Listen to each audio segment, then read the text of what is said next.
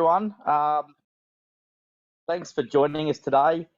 Basically, what we're going to be covering off is our AEG brand and also some key products that would certainly suit anyone, on some, rural land, some, farmers, sheds, excavators, all those sorts of things where we've got some key products that we'll go through, but also some technology as well when it comes to our batteries and motors.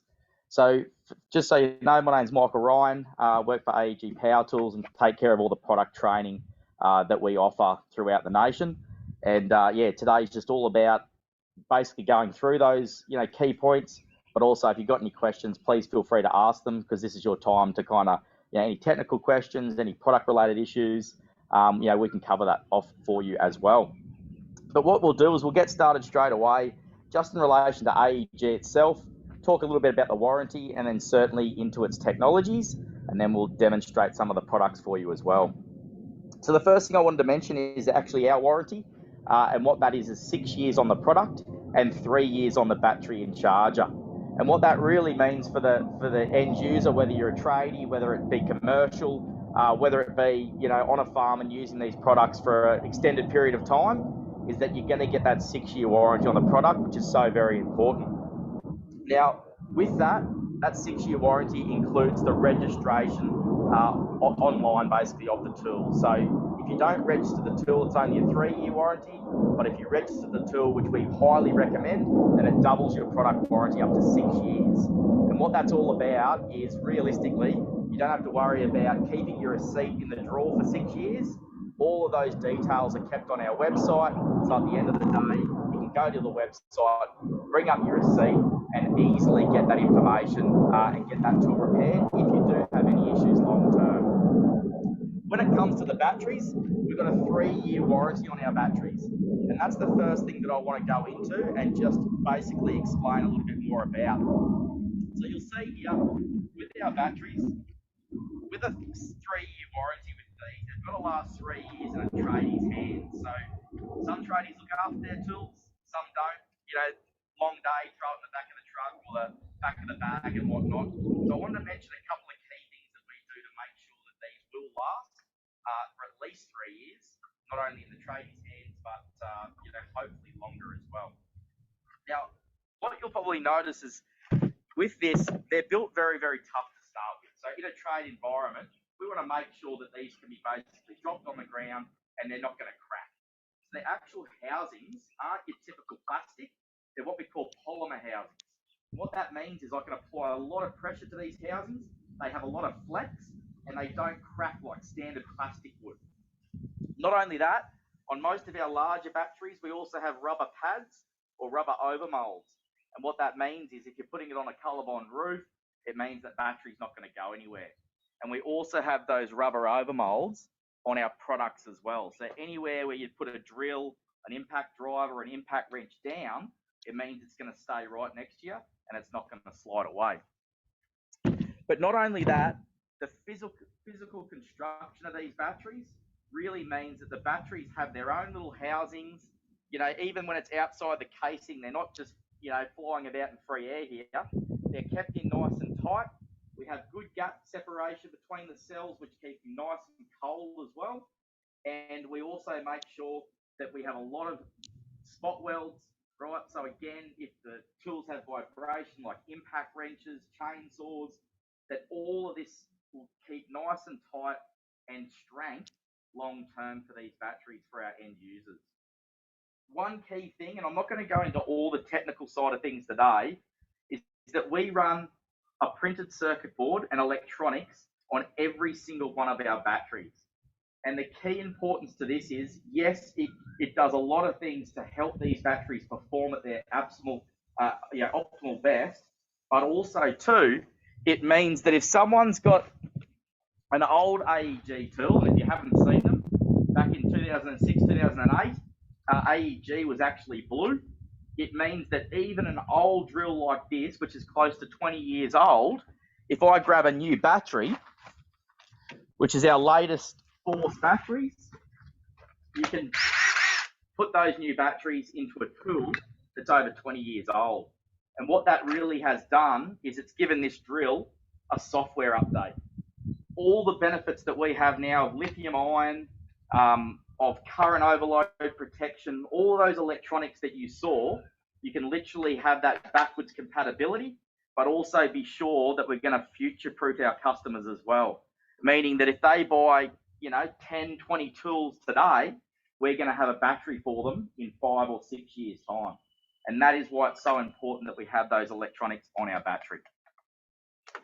The other thing that I wanted to go into is the size of our batteries. So we have everything from a 2 amp hour battery right up to a 12 amp hour battery.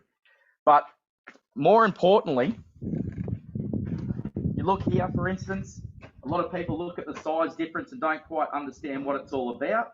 Here's our 9 amp hour and here's our 4 amp hour battery. Now, if you have a look at the size difference, yes, they're quite different, but what this is going to offer you is extra run time, but also the larger battery will offer you more performance as well.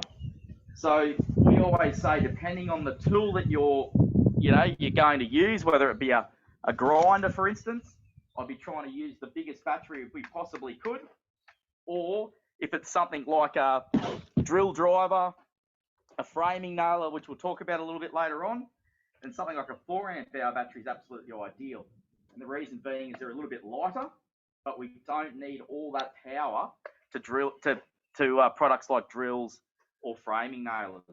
But for grinders, for chainsaws, those type of applications, the larger battery is definitely more suitable. So I just wanted to quickly mention again, how do you get more performance out of a larger battery pack, even though they're still both 18 volts? And I just go back to real simplistic terms. And when it comes to batteries, the way I describe it is like a water tank.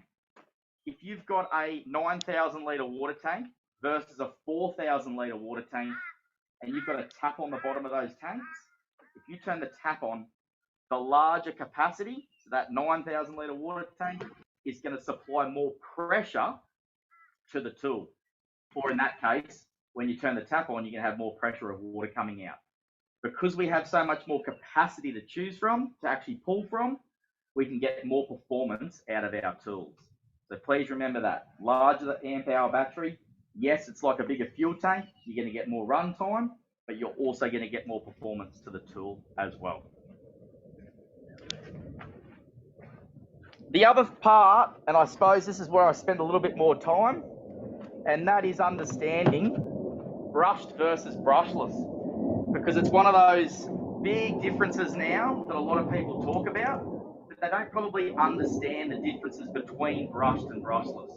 And I want to just quickly dive into the tool just to show you the difference and how far we've come with our brushless motors in our trade brands.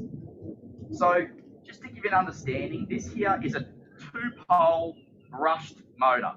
This is an old school brushed motor, and one of the biggest disadvantages of the brushed tools long term is normally the switch would be the #1 product or part within a power tool that actually failed. And I reckon most people that use tools in their life have had some time where a switch has failed on their power tool.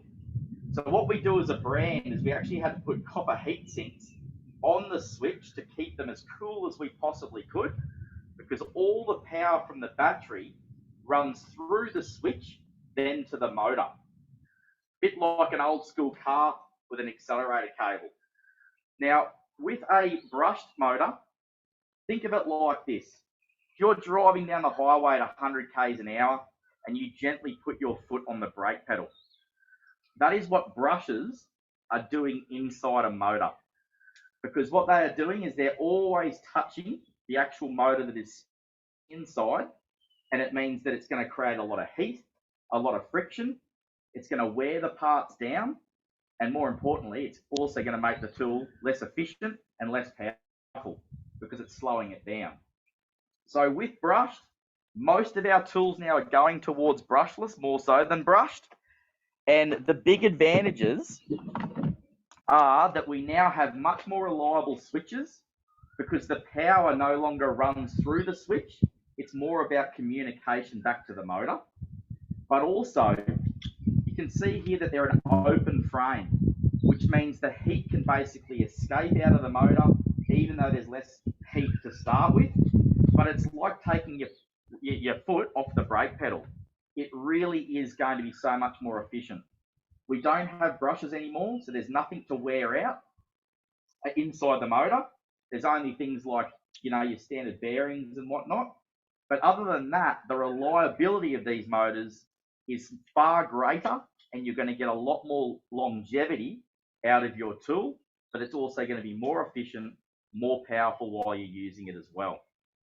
And the big difference really is that the motors have actually been reversed, which means that this part here is what spins, and all the electromagnets and wires and all those sorts of things are now on the outside of the motor. So all that spins is this permanent magnet inside. So we now alleviate the need for brushes, which wear out, and so on, like we just explained. But one of the biggest things with brushless that a lot of people were unaware of is if you have brushes in your tool, like this old school impact driver, if you put your tool in reverse, you actually lose 50% of power. So think about that. If that's 180 Newton meters impact driver in forward, when I flick it into reverse, I actually only have about 90 Newton meters of power to then take a screw out, which actually takes more force than putting a screw in. So that's a real liability and a disadvantage of brush tools. While now we have brushless tools, because they're all electronically controlled, we now have 100% of power in both forward and reverse.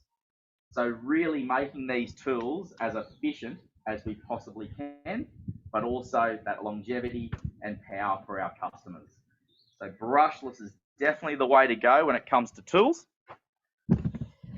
But that brings me to the next point, and that is our latest brushless motors, which we classified as fusion motors. So if you've seen in Bunnings, or you've had a truck coming out to you, or a van, and you've seen some of these tools, you'll basically see that we've got three motors. We still have brushed.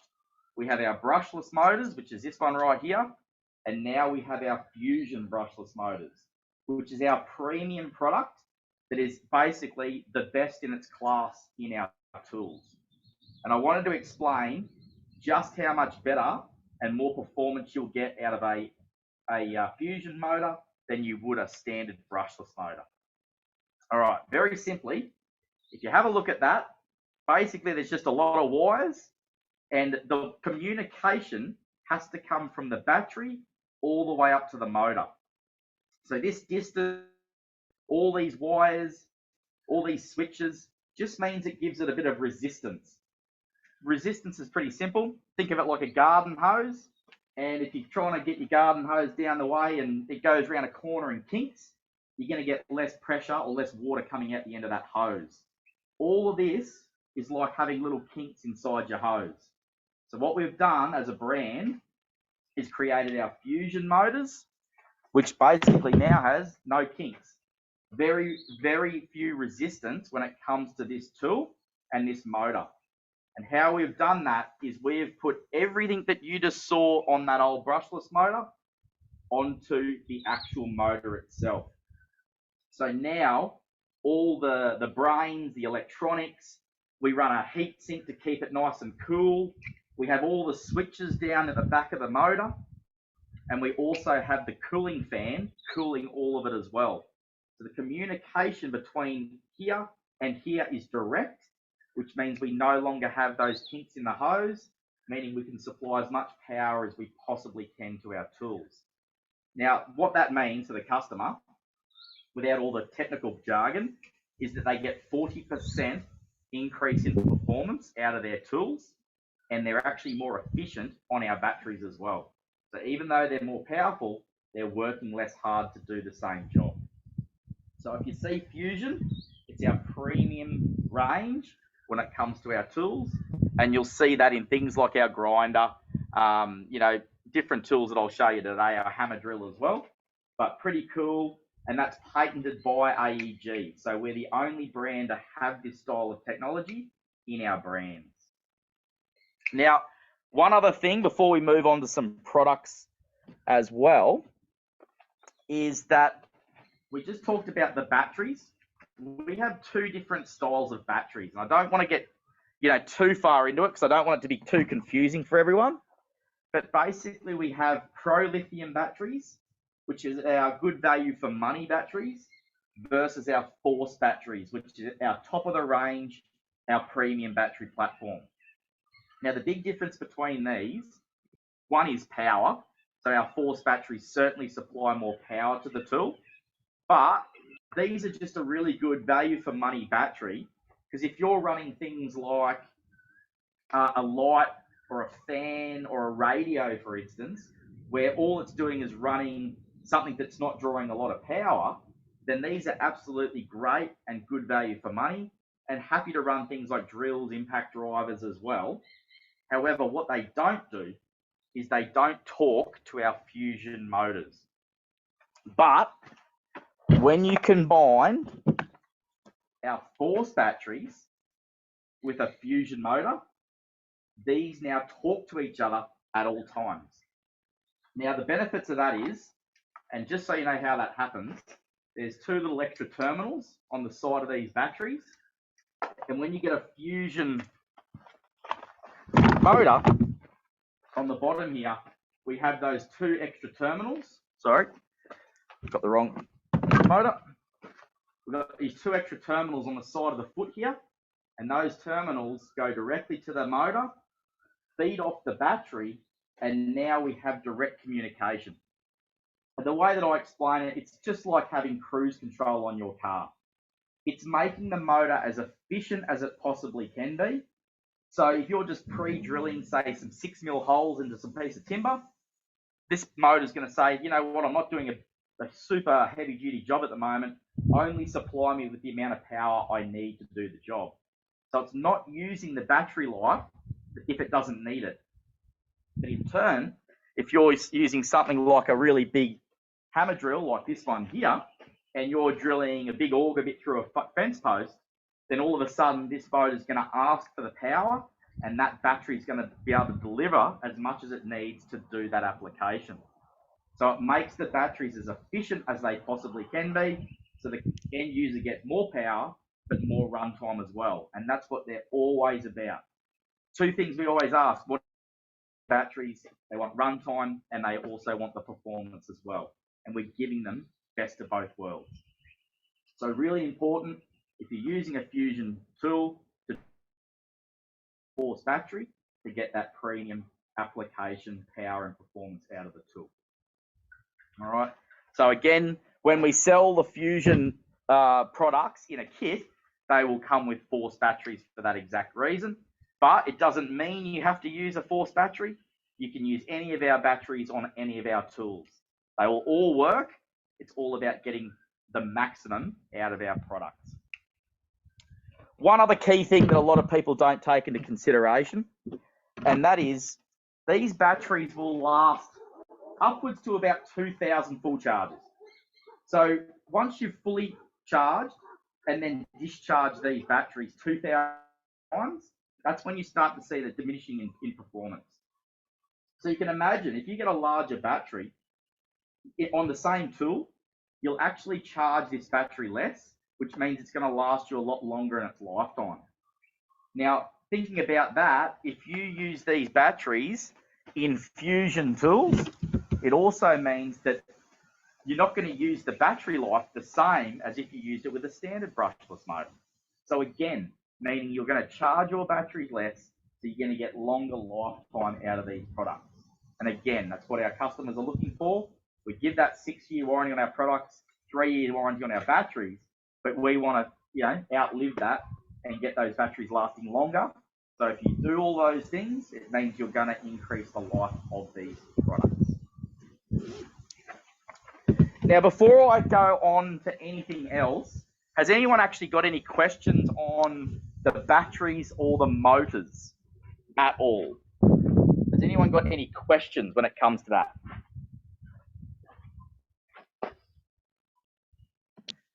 Any questions from anyone?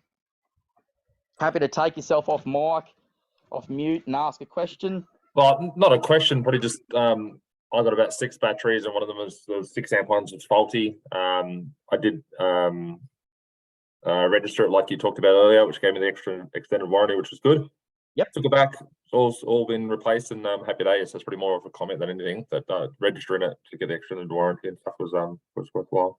Yeah, absolutely. And I mean, the other thing too is, yeah, look, things happen. There's a lot of electronics in these batteries. So the biggest thing with them is try and keep them as dry as you possibly can. It's moisture that normally kills our batteries more than anything. To give you an idea, at the moment, our return rate's only sitting at about 3%. So that's extremely low when it comes to trade brand batteries. So 3% is, very, very good. When you think about 100 batteries going out there, we're seeing 3 come back on average. So, yep, it does happen. But at the end of the day, register your tool online. And a really good point to that is that you said replaced. So just so you know, even though these are all repair warranty when it comes to AEG and trade brands, if you take back a battery or a charger, it is actually replaced. So you get a new one, even though it's sent away to be looked at. You actually get a new battery when you product. We don't batteries or the chargers, so it's another good point for our end users as well. So that pretty much covers a little bit of the technical side of things. I've tried not to go too in depth because it can get quite complicated. But what I'll probably do now is just go into some key products that we have that would really suit, I guess, anyone on a farm, anyone on acreage, any trade really.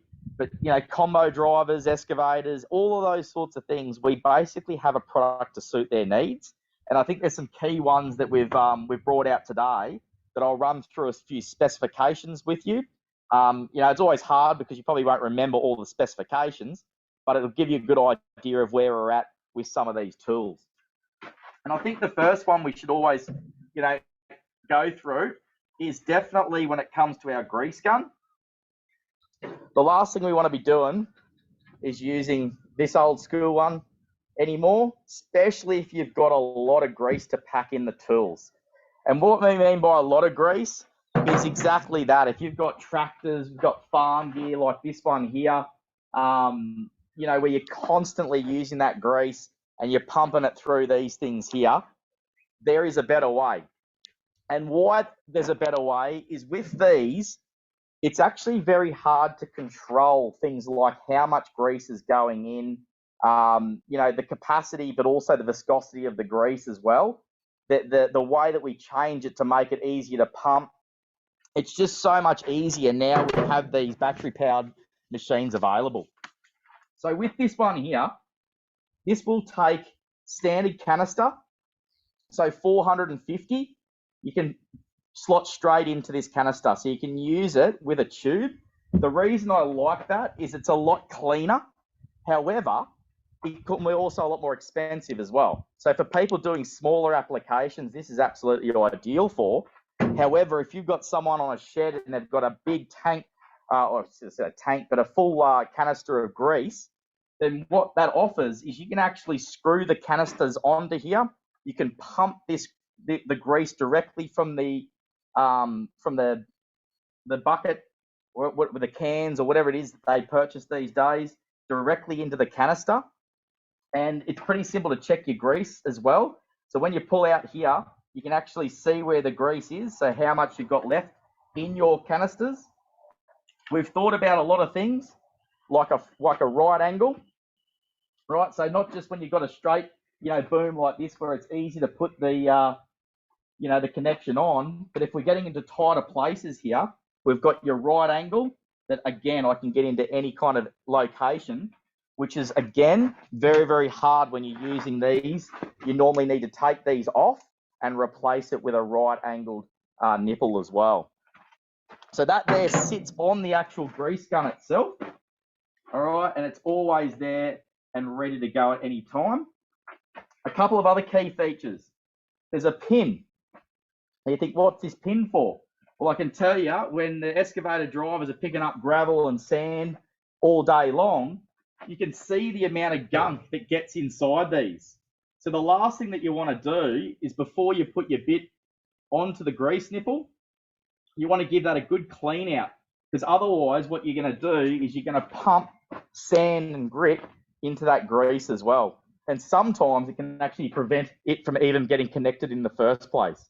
So that there sits on the unit, again, just at the bottom, all got their little spots for it. Clean it up, you pop it back on, and then away you go. With this one here, it's got a lock feature. So again, so if it's sitting in the back of your truck or anything like that, if anything hits the trigger, it's not going to pump grease throughout your toolbox or your tool bag. But when you unlock it, it is now ready to go. Now this unit here has 2 speeds. So it has a first and a second speed. Now I think of that like a gearbox on a car. And what I mean by that is it really depends on how much PSI you want to be punching into the tool or the product that you're greasing. So whether it be a trailer hitch, for instance, you're not going to need 10,000 PSI because you don't want to blow seals out and all those sorts of things that are sitting inside that hitch. But with this here, what you might find is if you've got a lot of built up old grease in an old tractor that you haven't done in a long time, and that grease has gotten quite hard, and I'm sure you've all seen that happen over the time. What this means is if you put this into first gear, it actually increases the pressure, but decreases the flow. And the whole idea of this is then to blow that old grease out so you can pump it full of new grease. And what this does is when I have it into the gear, I can now have 10,000 PSI that's going to blow out all that, hardened old grease, hopefully, out of your seals, and then fill it with your nice grease that we want to lubricate the product. Back second to that, if you put it onto your second speed, it decreases to 5,000 PSI. And now we can do basically any application, but still on this side here, control the flow rate. So this has anywhere from just on all the way up to 50. And what this is doing is it's either increasing or decreasing the amount of grease coming out of the gun. So one is PSI, then you've got your flow rate. So you can really detail this to any application that you're doing, from vehicles right up to your farm equipment as well. It covers all bases. It's also got some nice rubber feet on the bottom there, which keeps it nice and sturdy. And it's got your little bleed valve at the front here. So when you are filling the grease, you can dispel that air and get it ready for use at any time. It's got a little light on the front of it. So if you are working in a dark area, you're in a shed, under a tractor or whatever it may be, it's got a very bright light on it. But other than that, all you got to do is unlock it. It's situated on the nipple and hit the button and literally fill that full of grease, and that is now ready to go. So no more pumping or anything like that. Very, very simple to use. Very, very simple to repack or use those tubes inside. We do get asked a little bit about runtime. I can give you a bit of runtime information. So I had a 2 amp hour battery here somewhere. It seems to have disappeared. That's all right. So on our smaller 2 amp hour battery, which is our smallest in our range, we get 10 full cartridges on a 2 amp hour battery. So if you think about that, if you've got a 4 amp hour battery, you're going to get 20 canisters and so on. 6 amp hour battery, 30 canisters. That's a lot of grease and a lot of runtime. So you can basically go and touch up all your equipment on one battery charge, no worries whatsoever. Is there any questions on that product at all from anyone? I hope I've covered off everything when it comes to the grease gun. Any questions there at all? No? All right. The second tool, and probably my most favorite, is our high torque impact wrench. Now this here is a serious piece of equipment if you do not have a compressor or pneumatic tools available. So if you're working, in your shed, great. You can still certainly use your cordless tools. But if your tractor, your farm equipment's well down the paddock and you need to replace blades or booms or whatever it may be, this is the product that can do it. Now, a couple of things and features I'll run through and then we'll actually use the product. But very simply, it comes standard with this massive rubber boot. So hopefully you can see it there peeling off This is a rubber boot, and what this is designed for is to be resistant from grease and also diesel as well. So if you've got diesel on your hands, normally when you grab standard kind of grips or plastic, it's extremely slippery, and and long term, it basically eats it away at it as well. But more importantly, it makes it extremely slippery when you use it. So this rubber boot, so I've got grease in my hands at the moment, is extremely grippy, and it's been designed to actually handle those products like grease and also diesel, but also make it nice and grippy as well. This is a really heavy unit, so if you drop it, again, that rubber boot's going to get some shock resistance as well to try and protect the tool from any damage if it is dropped for whatever reason. So a couple of key features that this tool has, and I'll tell you some specifications as well. You might not remember them all, but very simply, it has 6 settings. They're all digital. And the reason that they have 6 settings is this tool has upwards to 2,100 Newton meters of torque. So think about that, 2,100 Newton meters, that's greater than most pneumatic impact wrenches out there. Now at the moment, this is a 1/2 inch, but we have got a larger version coming when it comes to your sockets. However, this is probably the most common, your 1/2 inch, when it comes to these tools. It's also got a friction ring, which holds your sockets in place, but also makes it nice and easy to take them off and on as well. So using impact rated bits and the 6 settings that we have on our impact wrench, what it's all about is actually making it less powerful. So with these settings, we can have it on auto type mode. And what that means is it actually gives you a range of Newton meters, and they're preset. So number 1 is preset to 115 Newton meters. Now, if anyone knows 4-wheel drives, cars, those sorts of things, you do not want to tighten your wheel nuts to anything greater than 115 to 120. So this one automatically tightens to 115 and then shuts the unit down. That way you can go and grab yourself a torque wrench and actually then nip it up to the right settings if need be. We also have a second setting at 900 Newton meters. So that's when you're doing something where a bit more, heavier duty application, but you still don't want it to over tighten or strip the actual thread, bolt, or the job that you're doing. Then when you go to 3, we get a bit more serious. It gets up to 1,500 Newton meters of torque. So that's when you literally want to put something on and you want it to stay on, or you're working with trucks and those type of applications like tractors and farm equipment.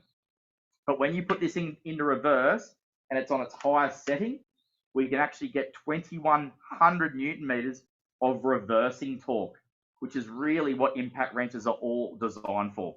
Taking things off, yes, putting things on, but 9 times out of 10, you're using the impact wrench to try and take something that's rusty or, you just physically can't get that nut off. That's when this really comes into play. So I can show you this in action. So pretty simple. Again, just taking off a boom nut like this one here. I can tell you this has been done up to 900 Newton meters, which is a lot. So if I put this in reverse on our highest setting, you can just see how easy it is to take that off. And again, to put that back on, what I like to do is put it into the thread first, so you're not cross-threading. I'm going to put this now to 2 on auto. And you can see that it cuts out, and that's letting me know that the automatic cutout is kicking in. That's cut out, saying that it's at the right tension now, and it's going to cut that unit out. If I had it on just auto speed, it means that I can continue to do that up tighter if I wanted to, but I certainly don't, because I know that's tight enough and it's not going to strip or over tighten anything. So really covering all bases when it comes to an impact wrench or a high torque impact wrench in this case. Any questions on that one there at all?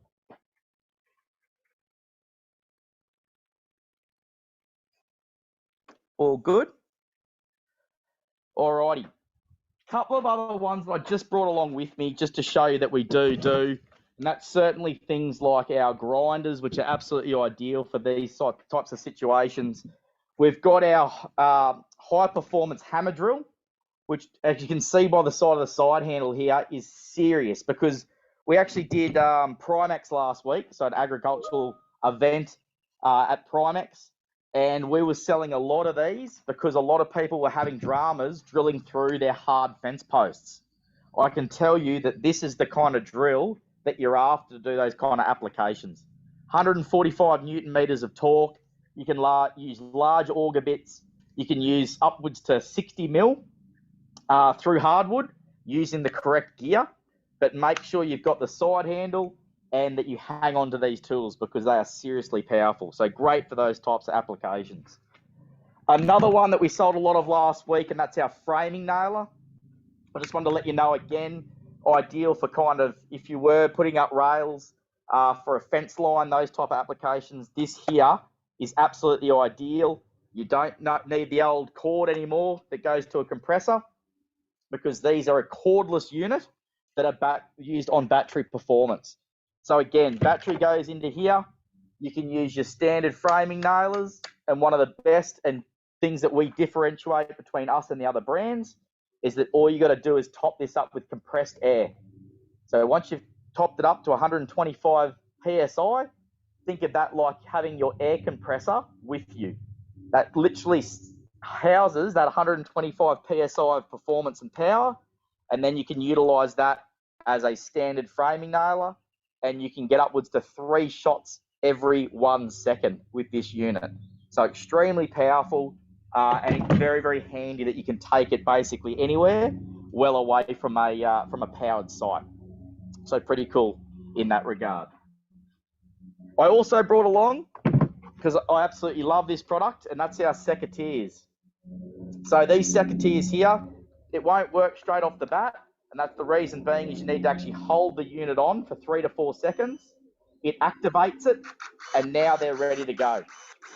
So if you haven't seen these, again, designed for commercial users and trade users, but again, extremely fast, extremely sharp, and on very, very small batteries, you can get extreme amount of runtime. So on that 2 amp hour battery, which is the one I lost before, that will give you over 1,000 cuts on one battery charge.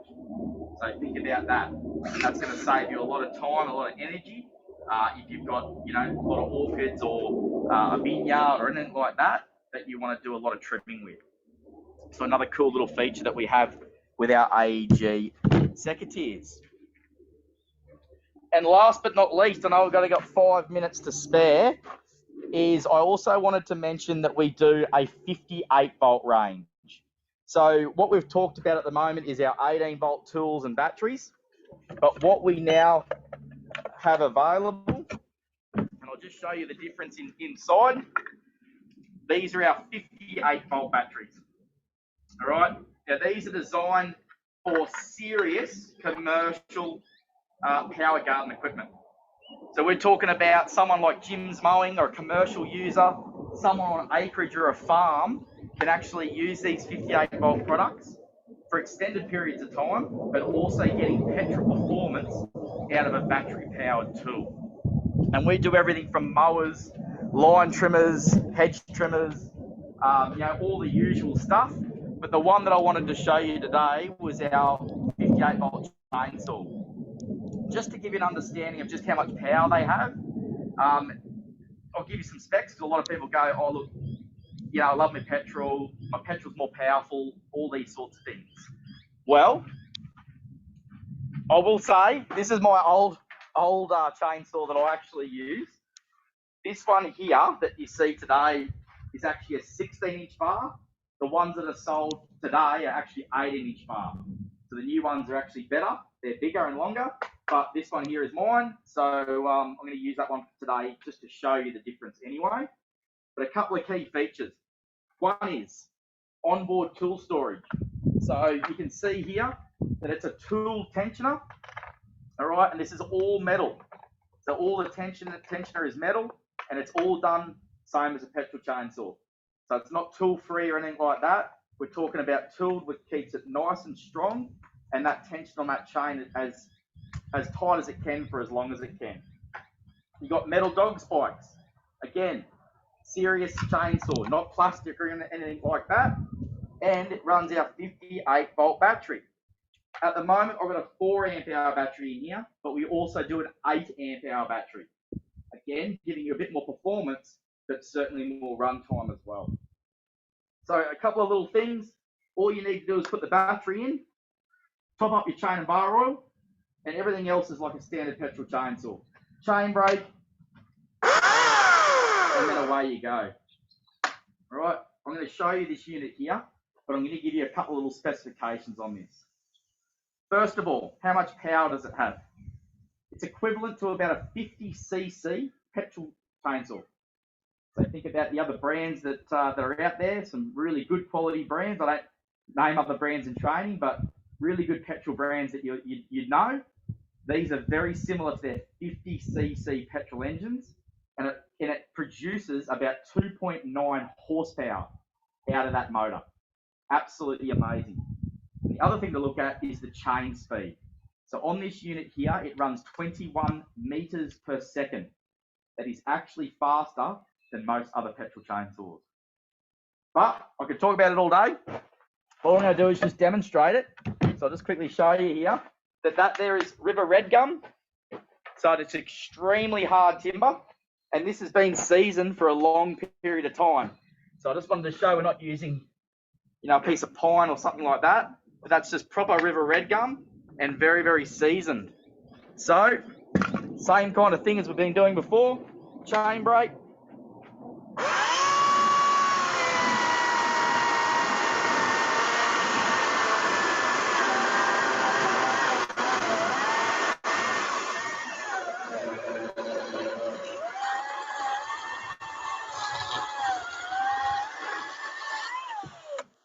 So cutting speed on par of a petrol chainsaw as well.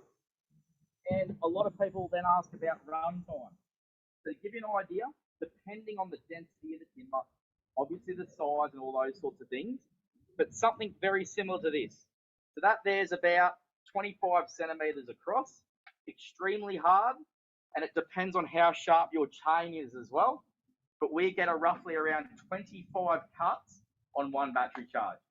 So 25 on a 4 amp hour. You put an 8 amp hour in there, you're going to be talking upwards to 50 cuts on one battery charge. That is a trailer load of some seriously good timber, whether you're cutting, obviously, for your own fireplace, going camping, those type of applications. So very, very impressive when it comes to those tools.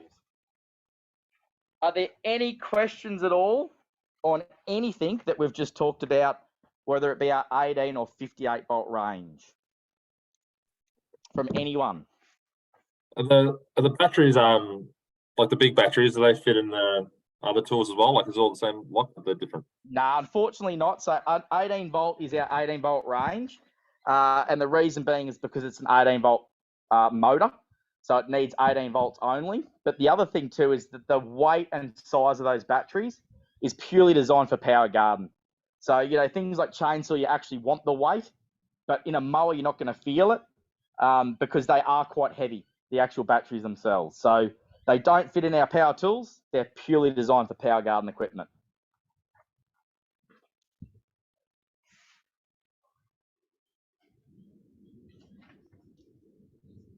Any other questions at all?